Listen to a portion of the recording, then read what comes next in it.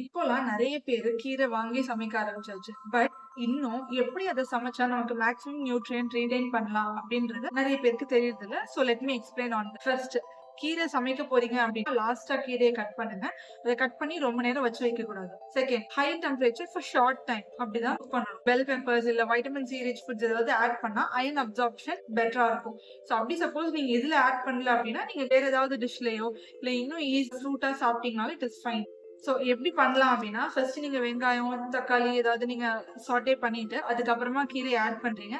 ஃபுல்லா ஹை டெம்பரேச்சர்ல தான் இருக்கணும். சிம் பண்ணக்கூடாது. நல்லா சாட்டே பண்றீங்க. ஜஸ்ட் 1 மினிட்க்கு. அதுக்கப்புறமா கொஞ்சமா தண்ணி ஊத்துறீங்க. தென் அது நல்லா பாயில் ஆகும்போது ஒரு லிட் போட்டு மூடி வச்சிருங்க. ஜஸ்ட் ஒரு 4 to 5 மினிட்ஸ் மேக்ஸ்.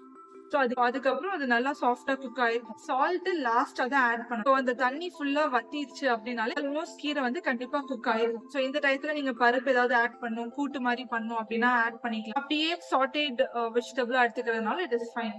சோ இதுல நீங்க சால்ட் மட்டும் ஆட் பண்ணி இறக்கி வச்சு நீங்க ஃபைனலா குக் பண்ணி முடிச்சோனே கீரைய பாத்தீங்கன்னா அதே கிரீனிஷ்னஸ் இருக்கணும். அப்பதான் retain the nutrients in it அப்படின்றது